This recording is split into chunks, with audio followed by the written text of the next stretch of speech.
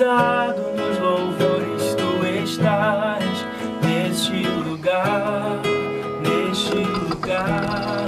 Tu és a água que eu preciso pra me saciar, me saciar.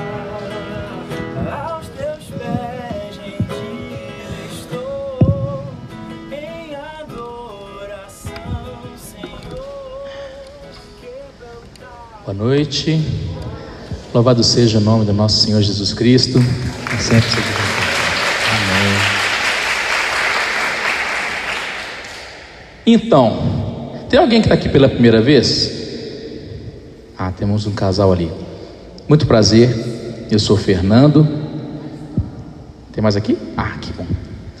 Muito prazer, meu nome é Fernando, eu faço parte aqui do grupo de oração Sal da Terra, iniciando recentemente, esse ministério de pregação. Sou casado há quase 10 anos com a Sheila. A Sheila, ela acompanha o grupo das crianças, o nosso grupinho infantil. E nós temos uma filha, Mariana, que é a bênção, a riqueza da nossa vida. E é uma alegria muito grande estar aqui hoje, pregando mais uma vez, partilhando a palavra com vocês. A palavra de hoje, ela vem trazer para nós uma exortação, mas também é uma palavra que nos dá uma autoridade muito grande. Nós, enquanto batizados, somos vocacionados, e essa vocação que a palavra de hoje vem nos mostrar, e nessa palavra vem nos cobrar também essas atitudes, essas ações. E essa palavra, ela está na carta de São João, primeira carta de São João, capítulo 4.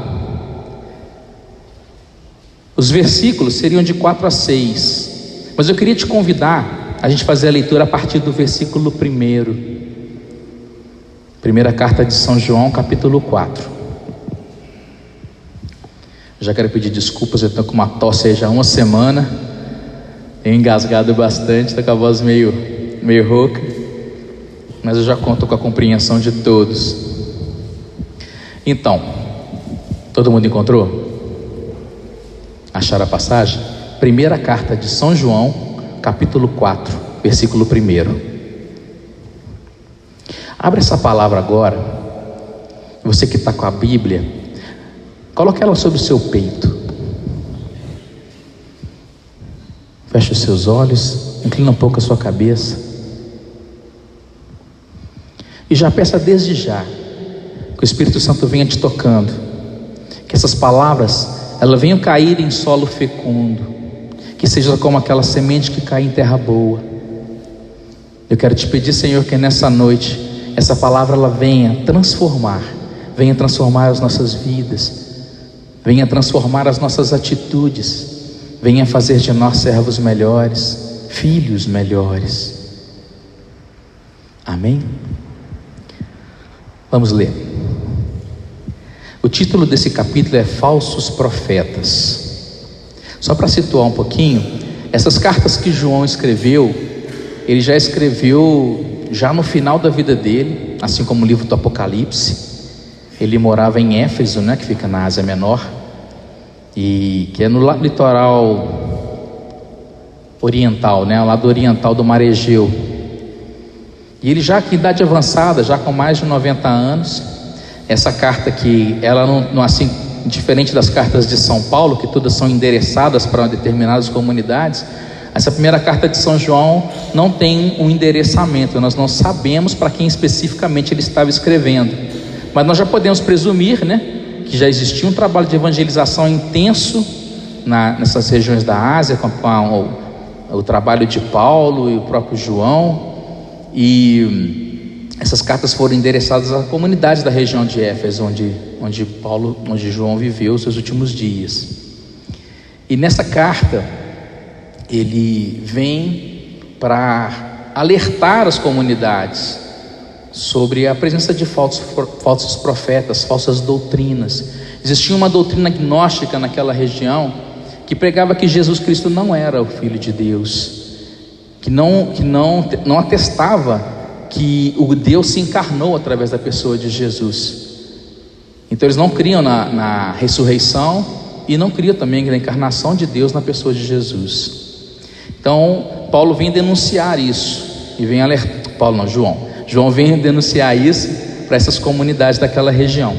E ele dizia assim: caríssimos, não deis fé a qualquer espírito, mas examinai se os espíritos são de Deus, porque muitos falsos profetas se levantaram no mundo.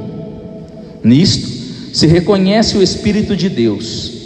Todo espírito que proclama que Jesus Cristo se encarnou é de Deus. Todo espírito que não proclama Jesus não é de Deus, mas é o espírito do anticristo, de cuja vinda tendes ouvido, que já está agora no mundo. Agora a parte que nos interessa mais: vós, filhinhos, sois de Deus. Vós, filhinhos do grupo de oração Sal da Terra, sois de Deus e os vencestes, porque o que está em vós é maior do que aquele que está no mundo. Eles são do mundo, e por isto que falam segundo o mundo, e o mundo os ouve. Nós, porém, somos de Deus. Quem conhece a Deus, ouve-nos. Quem não é de Deus, não nos ouve. É nisso que conhecemos o espírito da verdade e o espírito do erro. Nessa passagem, palavras do Senhor, nessa passagem, nessa exortação que João faz às comunidades a respeito desses falsos profetas, ele aponta para essas comunidades cristãs como discernir aqueles que têm falsas doutrinas, que pregavam falsas doutrinas, daqueles que pregavam realmente o evangelho de Jesus. As comunidades cristãs, as primeiras comunidades cristãs. Essa época, João já viveu nesse período da velhice de João. Foi um dos períodos mais sangrentos, de maior perseguição do Império Romano contra os cristãos. E o imperador nessa época era especialmente sanguinário, assim como Nero, que antecedeu a ele. E em cima desses escritos do Apocalipse de João, ele cita em vários momentos, dentro de toda aquela metáfora, aquela grande metáfora que é o Apocalipse, ele cita várias vezes situações dessa perseguição. Ele ilustra no Apocalipse diversos momentos dessa perseguição que eles sofriam enquanto cristãos. Hoje nós vivemos uma época muito abençoada, num país que, graças a Deus, nós temos liberdade de culto. Nós temos liberdade num país que é coisa rara. Eles falam que o país é o maior país católico, geograficamente falando. Mas aqui nós temos também católicos de IBGE, né? Aqueles que, quando o IBGE chega fazendo pesquisa, para dizer qual é a religião que você professa. Para não falar que você não é nada, você fala que é católico, né? Tradicionalmente falando. Mas nós temos em nós, enquanto católicos batizados, nós temos uma herança. Nós temos uma missão, inclusive, de levar Deus para todos os povos. Nós temos uma vocação através do nosso batismo. E Jesus confia isso a nós, a cada um de nós. Porque quando nós nos autodenominamos cristãos, nós estamos dizendo o quê? O que são os cristãos? São aqueles que seguem a Cristo. Tem algumas definições que dizem que é aquele como Cristo. Então, Deus nos convida nesse momento a sermos ousados, a testemunharmos a ressurreição do Filho dele, a proclamarmos a salvação que veio de Jesus, através do seu sacrifício naquela cruz. Nós, enquanto cristãos, acreditamos que Cristo ressuscitou, que Deus tem o poder para livrá-lo da morte, e esse extremo sacrifício que por amor ele se deu. Você consegue pensar numa pessoa que aceita morrer numa cruz, que naquela época era o tipo de morte mais horrível que pudesse existir? Era aquele castigo destinado aos piores bandidos, Alguém que possa de livre arbítrio chegar lá, se candidatar a morrer para pagar uma dívida que não era dele. Já se imaginou você assumir um pecado de todo mundo e sofrer na sua carne, entregar sua vida por pessoas que muitas vezes não reconhecem esse sacrifício, por amor a uma criação? Nós, enquanto cristãos, temos uma missão muito importante. Nós vivemos vivemos num mundo, na verdade, assim, sem valores. Um mundo que se trabalha para que nós acreditemos cada vez menos na ação de Deus, na presença de Deus. Paulo aqui ele denuncia exatamente isso. Aquelas pessoas que não conseguem declarar Jesus como seu Senhor e Salvador, o seu bastante Salvador, bastante quer dizer o único, o absoluto. Quem não consegue proclamar isso na sua vida não é de Deus. Mas nós, enquanto batizados, nós estamos repletos de Deus. Aqui, como diz no versículo 4: vós, filhinhos, sois de Deus e os vencestes esses espíritos do anticristo, porque o que está em vós é maior do que aquele que está no mundo. Na última vez que eu preguei aqui, eu estava dizendo que quando Cristo nos passou aquela missão de ser sal da terra e luz do mundo, Ele não estava elogiando a gente, estava nos dando uma missão. Vocês lembram disso? Aqui nessa passagem ela reforça isso, porque quando você se assume cristão, quando você se assume como um imitador de Cristo, para a nossa carne não é uma coisa atraente, porque o servo não é maior do que o Senhor. Se o nosso Senhor é Jesus, nós não podemos ter a pretensão de estar aqui proclamando a sua palavra, de estar aqui entoando um louvor a seu Pai Deus. Nós não podemos ter a pretensão de estar aqui e sofrer menos do que Ele, porque o servo não é maior do que o seu Senhor. Jesus teve a ousadia de testemunhar um Deus de amor, um Deus que é Pai. Jesus não teve medo de denunciar os privilegiados da sua época, mesmo que isso custasse a sua vida, mesmo que aqui isso custasse perseguições. Jesus foi em Nazaré, no momento em que ele pega aquela passagem de Isaías, que ele lê dentro da sinagoga de Nazaré, em que ele fala que o Espírito do Senhor veio sobre mim, que me levou a levar a cura aos doentes, e foi citando aquela passagem de Isaías 61, e que nessa passagem no final, onde todos paravam, ficaram a ouvi-lo, ele vira e se proclama: olha, hoje esse oráculo se realizou, eu estou aqui, eu sou esse que está dizendo a nossa palavra. E aqueles homens de coração duro, na mesma hora se rebelaram. Esse aí não é o filho do carpinteiro? Não é aquele que cresceu aqui no meio da gente, que é o filho de Maria? Não é esse que estava aqui? Como assim ele é o Messias? Como assim ele é que veio nos salvar? Eles não quiseram acreditar, e quando na dureza de seus corações, eles quiseram inclusive arremessá-lo de um precipício. E eu fico imaginando a tristeza no coração de Jesus. A própria palavra fala, né, que o profeta ele não é aceito em sua terra. E pensar que Jesus em Nazaré, em meio àquelas pessoas que o conheciam desde criança, naquele momento rejeitavam essa verdade, não conseguiam aceitar que ele era o Messias, porque nós o vimos desde moleque, nós o vimos desde criança, nós conhecemos as suas travessuras. Como assim ele é o Messias? Esteve aqui no meio de nós o tempo todo, nunca se manifestou, e agora vem aqui e se arroga a esse direito. Aquilo naquela época, a pessoa se declarar o Messias era quase que uma apostasia, porque pensava-se assim: não, o Messias vai vir como um guerreiro, vai ser alguém que vai chegar aqui de uma maneira maravilhosa e vai nos conduzir para a liberdade, vai nos livrar da opressão de Roma. Era assim que se pensava naquela época. Então eles não podiam deixar, não podiam acreditar naquilo. E no entanto ele teve a coragem de testemunhar isso, teve a coragem de se assumir teve a coragem de chegar lá e se declarar: eu estou aqui, eu sou o Messias, eu sou o prometido de todos os tempos da história, que todos os profetas que vieram me prevendo a minha vinda, eu estou aqui hoje. E aquela população, aquele povoado inteiro o rejeitou.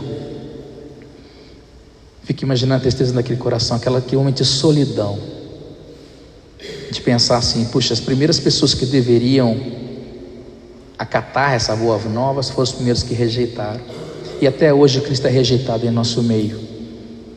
E nós, enquanto cristãos, temos a missão de mudar isso, de levar para todas as pessoas, resgatar os corações dessas pessoas, porque o mundo hoje tem se encarregado cada vez mais de roubar das pessoas a confiança em Deus, roubar das pessoas a certeza da salvação que vem através do sacrifício de Jesus. Existem sim, o anticristo continua atuando no nosso meio. E eu no último fim de semana teve o acampamento para casais na Canção Nova, e eu precisei de sair durante o fim de semana, mas um pouco antes de eu sair eu assisti um pedacinho da pregação do professor Felipe Aquino. Foi o Felipe Aquino. E ele estava falando sobre a questão da sutileza do inimigo, né? A gente costuma dizer aquela alusão de que, olha, o diabo não vai aparecer para te tentar usando chifre com aquele tridente maravilhoso, todo vermelho, né? E ele cita nessa pregação aquele texto que fala sobre o sapo escaldado, né? Vocês conhecem?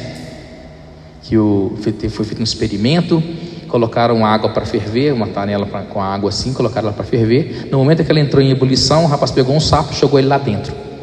No momento que ele bateu na água, já pulou para fora. Não suportou aquele choque térmico, né? E depois ele fez o mesmo experimento, encheu uma outra panela, colocou o sapo dentro daquela água, temperatura ambiente, colocou na panela e colocou para esquentar. E o que aconteceu? A água foi esquentando, o sapo foi se acostumando, a água esquentou mais um pouquinho, o sapo foi se adaptando, e assim foi até atingir fervura e o sapo morrer cozido, né? O que isso traz para nós? Que assim como essas seduções do mundo acontecem, é dessa forma que acontece na nossa vida. O diabo não vem para você e simplesmente fala com você: faça alguma coisa que vai ofender até os seus princípios éticos e morais. Você vai se rebelar muitas vezes, se vier com muita violência, mas ele vem aos pouquinhos, e quantas situações nós vamos vendo acontecer, e a nossa consciência vai se tornando de certa forma meio elástica, né? Aquilo que hoje eu acho um absurdo, aquilo que hoje eu acho um pecado hediondo, amanhã já começa a achar que não é tanto assim, né? A ponto de nós termos inclusive padres que, pela pretensão da palavra do Papa sobre a acolhida, acabam meio que aceitando um pouco essa questão da ideologia de gênero, né? Essa coisa demoníaca dos dias de hoje. Você pode ver que a sutileza é tão grande que não fala mais sobre diversidade de sexo, porque sexo só existe o masculino e o feminino, só existe macho e fêmea, só existe homem e mulher. Gênero já é uma coisa tão subjetiva, né? Hoje em dia, nessas semanas aí para trás, teve uma parada aqui, né, no centro da cidade.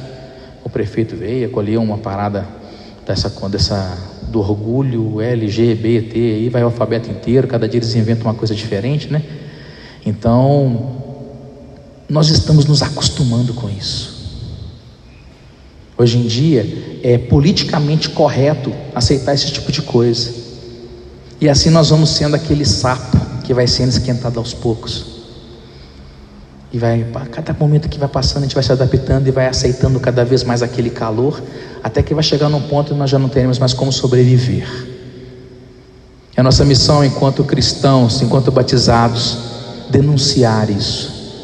Assim como Jesus, nós que somos cristãos, imitadores de Cristo, temos que ter essa ousadia.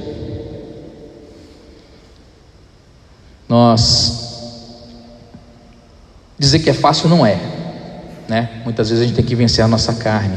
Se para você pensar, nós somos formados por corpo, alma e espírito. Corpo, alma e espírito. O corpo é a nossa carne. A alma é aquilo que nós somos, a nossa personalidade. O músico, quando ele toca com alma, ele coloca na música tudo aquilo que ele é. E o espírito é a centelha divina, é o sopro de Deus nas nossas narinas, é aquilo que nos impulsiona a sermos criaturas formadas pela mão de Deus.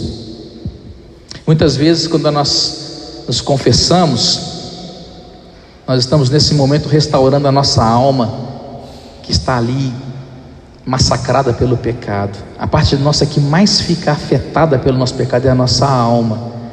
E muitas vezes o sacramento da reconciliação ele vem para nos recuperar nesse sentido. Mas a carne continua sendo fraca. E se você não ter resiliência, se você não tiver determinação para lutar contra as ações do inimigo, a sua alma vai fraquejar novamente. Você vai cair no pecado novamente. Para isso, nós temos que ser audaciosos. Temos que ser resilientes. E isso o Espírito Santo nos faz. Está aqui no versículo 4. Porque o que está em vós é maior do que aquele que está no mundo. Eu não sei o que é a sua demanda, eu não sei qual que é a sua luta. Eu não sei se é um vício, se é as suas lutas diárias, se é a família, se é a enfermidade. Mas creia que o que está em você é maior do que o que está no mundo. O que está dentro de você é maior do que tudo aquilo que possa estar te atrapalhando de vivenciar, de testemunhar Jesus como único e bastante Salvador, Jesus como Senhor e Rei das suas vidas. Eu fico pensando, essa exortação de João, ele fala que é importante diferenciar isso porque é uma responsabilidade muito grande você falar que você tem Deus dentro de seu coração. É uma alegria muito grande, é uma vitória, claro, é uma coisa para a gente se enaltecer, mas também é de uma grande responsabilidade, porque estar com Deus, você vai conseguir atrair seu irmão no momento que você testemunhar com a sua vida que você está em Deus. É isso que atrai os irmãos. Você imagina, se eu não trago dentro de mim essa fagulha divina, se eu não mantenho essa minha vocação cristã, esse Espírito Santo que eu trago em mim, se eu não saio, se eu não me movo, se eu não saio da minha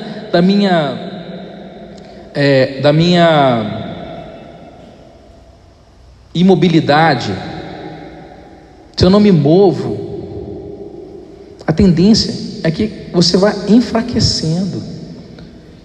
E isso pode muitas vezes estar aqui na frente falando de Jesus para vocês, mas se eu não trago esse Deus no meu coração, se eu não tenho essa persistência nessa caminhada, eu posso vir a trazer aqui vida para que vocês comam. Eu posso estar aqui falando coisas que ao invés de trazer crescimento para a sua vida, salvação para a sua casa, eu posso estar derrubando. Caminhemos assim como Davi. O melhor exemplo que eu vejo nessa situação é de Davi. Davi era um menino, filho mais novo de numerosos irmãos, de uma família com muitos irmãos. E quando os filisteus invadiram a guerra contra os filisteus, tinham 3 irmãos de Davi guerreando junto com o rei Saul. E no momento em que Golias se apresenta desafiando os israelitas, naquele momento em que o gigante Golias se apresenta e desafia o povo de Deus, trazendo aquele opróbrio, trazendo aquela humilhação para os israelitas, Davi estava ali de passagem para levar uns mantimentos para os irmãos, levar algumas provisões para o exército. Ele ouviu o desafio de Golias e ele demonstrou toda a ousadia em perguntando para todas as pessoas: o que esse cara está falando? Golias tinha em torno de 2,80 metros de altura. A armadura que ele usava pesava em torno de 60 quilos, era praticamente o peso de Davi. E ele vira e fala, nos comentários dos soldados, um falou para o outro, falou: olha o tamanho daquele cara, quem vai ter coragem de enfrentá-lo? Quem vai ter coragem de enfrentá-lo? Mas quem tiver coragem de enfrentar ele e conseguir vencê-lo, eu tenho certeza que o rei Saul vai cobrir ele de tesouros, vai dar a filha dele em casamento. Aí Davi na mesma hora, como é que é? Aí foi perguntando no exército inteiro, mas que história é? Como é que o rei vai dar para quem venceu o gigante e tal? E assim ele foi falando, falou: olha, não é difícil vencê-lo. Deus me guardou muitas vezes no meu pastoreio contra ursos e leões. Quantas vezes eu fui atrás deles por terem pego uma das ovelhas do rebanho, e eu fui lá e consegui derrotá-lo. Ele não é muito maior do que um urso. E essa conversa chegou até Saul. E Saul chamou o menino lá. Falei: mas como assim? Aí falou: olha, não vamos deixar esse cara aqui, ofendeu o Senhor, o exército de Deus. Nós somos o povo escolhido, não vamos aceitar isso não. E Saul por fim se convence da fé daquele jovem e permite que ele vá combater o gigante. Tenta colocar nele a armadura do rei. Ele falou: olha, eu não consigo, com isso aqui não. Ele foi no regato, pegou 5 pedrinhas. Com essas 5 pedrinhas ele colocou no seu alforje, uma funda, um bodoquinho. Foi lá enfrentar o gigante. Das 5 pedrinhas que ele levou, ele só precisou de uma. As aparições de Nossa Senhora em Medjugorje, ela fala que todo cristão deveria se armar dessas 5 pedrinhas. Alguém já ouviu falar aqui das 5 pedrinhas de Medjugorje, Nossa Senhora de Medjugorje? Nossa Senhora falou: você com essas 5 pedrinhas pode enfrentar qualquer situação, qualquer cilada do inimigo, com essas 5 pedrinhas. As 5 pedrinhas são a Eucaristia, a confissão, a reconciliação, o jejum, o Santo Terço e a palavra de Deus. Davi só precisou de uma pedrinha. Você tem 5. Eu trouxe uma. Estou com uma pedrinha aqui. Estou com a minha outra pedrinha aqui. Tenho várias pedrinhas. Está faltando uma ainda, que eu já não consegui participar da Sagrada Eucaristia. Mas eu não preciso de mais nada para enfrentar qualquer Golias. Porque aquilo que está em mim, aquilo que está em você, é maior do que qualquer coisa que o inimigo possa colocar na sua vida. Creia nisso. Tome posse dessa verdade. O que está em você é maior do que toda e qualquer ação encilada do inimigo na sua vida. Seja ela o desemprego, seja ela uma doença. Creia. Aceite essa realidade. Quero te convidar nesse momento a fechar os seus olhos. Inclina um pouco sua cabeça.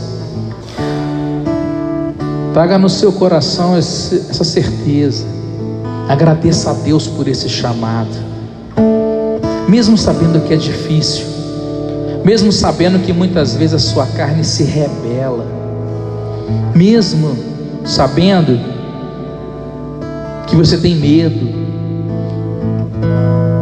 aceita essa realidade. O que está dentro de você é maior do que qualquer dificuldade, qualquer barreira. O que você traz dentro do seu coração, meu irmão, você que é batizado, o que está dentro do seu coração é maior do que tudo. O Deus que habita em você.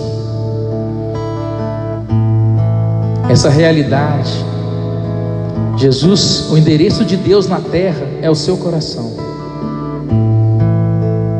O endereço de Deus na terra é o seu coração. É aquilo que você traz com você. É maior do que aquele que está no mundo. É maior do que qualquer potestade. É maior do que qualquer cilada, qualquer ação do inimigo. Creia nessa realidade. Assuma essa vocação.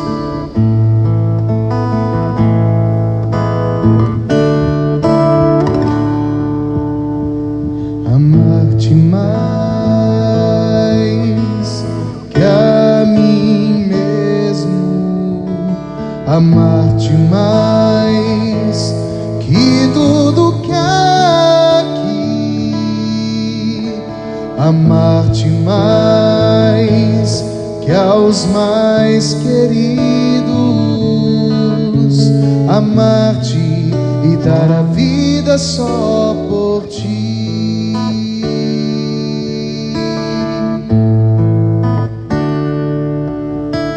amar-te mais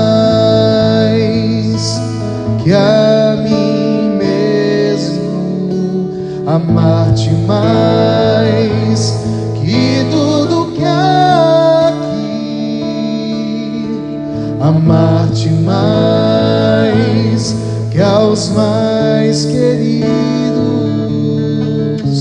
amar-te e dar a vida só por ti.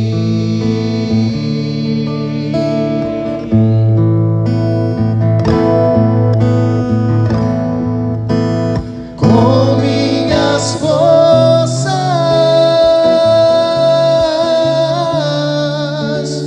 com minha alma, de todo o coração, viverei eu só pra te amar, amar-te, amar-te, meu Senhor, amar-te e dar a vida só por